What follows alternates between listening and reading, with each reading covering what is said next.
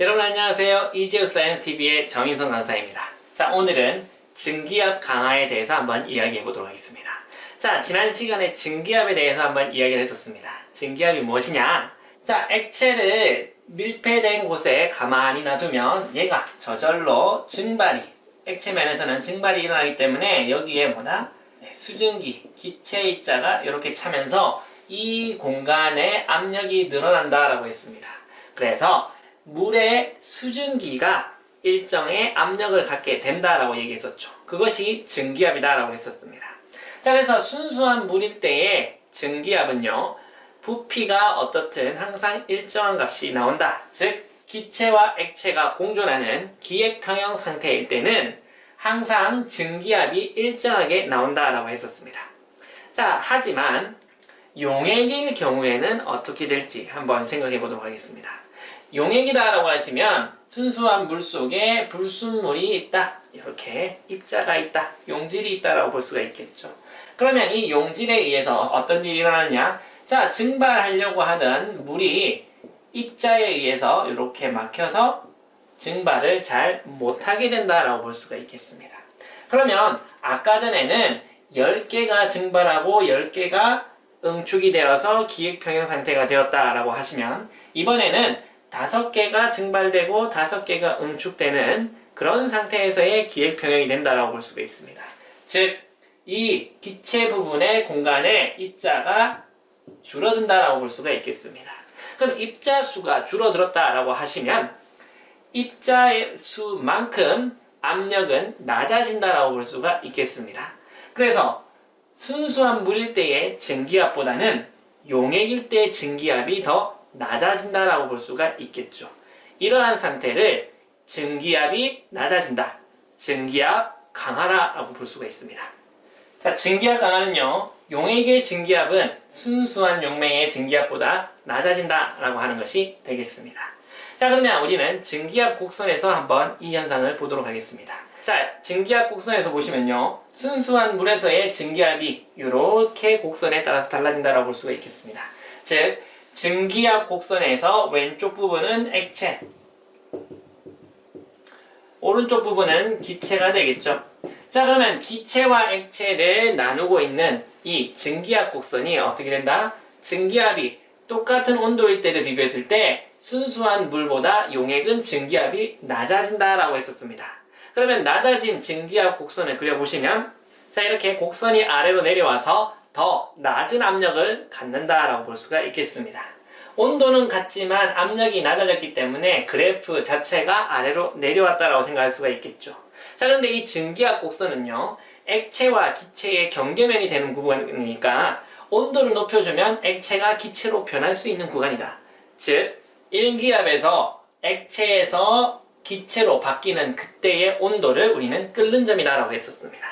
자, 그런데 증기압이 낮아져서 똑같은 기압이다라고 해도 온도를 더 높여줘야지만 얘는 액체에서 기체로 넘어갈 수 있는 경계면에 도달할 수가 있다라고 볼 수가 있습니다. 자, 그래서 원래의 끓는 점보다 더 높은 곳에서 새로운 끓는 점을 갖게 되겠죠. 자, 그러면 이렇게 용액에서는 새로운 끓는 점이 생깁니다. 즉, 원래의 순수한 용매일 때보다는 용액일 때는 끓는 점이 더 올라간다 라고 볼 수가 있습니다. 이러한 상태를 우리는 끓는 점 상승, 빛점 상승이다 라고 합니다. 빛점 상승은요, 용액의 끓는 점은 순수한 용매의 끓는 점보다 높아진다 라고 하는 뜻이 되겠습니다. 자, 실제로 여러분 이런 얘기도 많이 들어보셨을 거예요. 라면을 끓일 때 면을 먼저 넣느냐, 스프를 먼저 넣느냐. 스프를 먼저 넣어야 된다. 왜? 스프가 들어가면서 물이 더 높은 온도에서 끓기 때문에 면이 더 잘 익는다, 빨리 익는다, 이런 얘기를 들어보신 적이 있을 겁니다. 실제로 과학적으로 맞는 얘기입니다.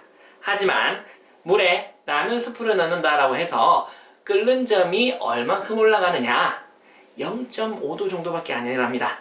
그래서 실제로는 라면에 익는 속도까지 차이가 날 만큼 그만큼의 끓는 점의 차이는 일어나지는 않는다.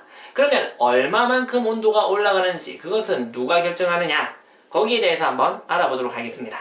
자, 증기압 곡선을 다시 한번 보시면요, 용매에 끓는 점보다 용액에 끓는 점이 더 높아졌다라고 했었죠. 그러면 얼마만큼 올라갔느냐? 그 끓는 점의 차이를 델타 T라고 해서 끓는 점이 얼마나 상승했느냐라고 해서 이것을 끓는 점 상승도, B점 상승도라고 합니다. 델타 TB, 온도의 차이, B라고 하는 것은 보일, 끓는 점에서의 차이다라고 생각할 수가 있겠죠. 그것을 우리는 B점 상승도라고 합니다. 그러면 이 B점 상승도는 무엇에 따라 달라질까요? 바로 용액의 농도에 따라 달라집니다. 하지만 몰 농도는 온도가 오르면 부피가 달라지기 때문에 온도가 변하는 변화에서는 몰 농도를 쓸 수는 없다라고 했습니다. 그러면 온도가 변해도 농도가 변하지 않게 하기 위해서는 우리는 질량 몰 농도를 쓰셔야 되겠죠. 질량 몰 농도는요, 용매의 1kg당 용질이 몇 몰이 있느냐를 나타내기 때문에 온도가 변한다라고 해도 질량은 변하지 않아서 전체의 농도는 변하지 않습니다. 자, 그러면 몰 농도뿐만 아니라 얘는 또 액체의 종류에 따라 달라질 수가 있습니다. KB라고 하는 상수를 더 넣어서 전체 델타 TB B점 상승도를 결정합니다. 즉, 몰 B점 상승이라고 하는 KB 상수는요, 농도 1몰 per kg당 상승하는 온도가 되겠습니다. 즉, 1몰 per kg의 농도가 생길 때마다 끓는 점은 요만큼만 상승하더라 라고 하는 게 되겠죠. 그러면 이것들은 용질에는 무관합니다. 즉, 용액의 끓는 점을 결정 짓는 거니까 용매가 원래는 얼마의 끓는 점이었는데 용질을 넣을 때마다 얼마나 올라간다 라고 생각을 해야 되니까 용매의 종류에 따라서는 달라질 수가 있습니다. 즉, 물에다가 소금 한 숟갈을 넣느냐, 알코올에다가 소금 한 숟갈을 넣느냐, 기름에다가 소금 한 숟갈을 넣느냐에 따라서 얘네들은 끓는 점이 달라질 수가 있겠죠. 액체의 종류가 달라질 때마다 끓는 점 상승하는 정도는 다 다르다라고 보시면 되겠습니다.